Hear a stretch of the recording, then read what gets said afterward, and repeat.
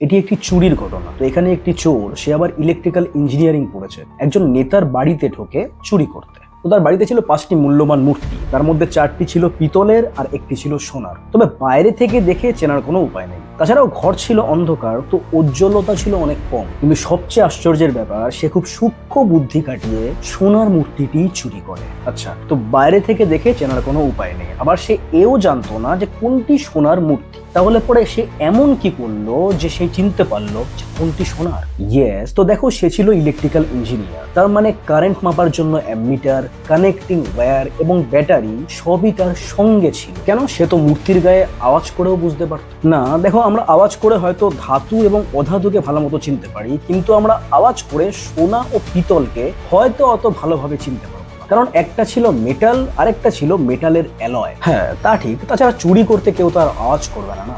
একদম। তো সে তার অ্যামমিটার ও ব্যাটারির সাহায্যে সব কটা মূর্তি একটা একটা করে কানেক্ট করতে শুরু করে।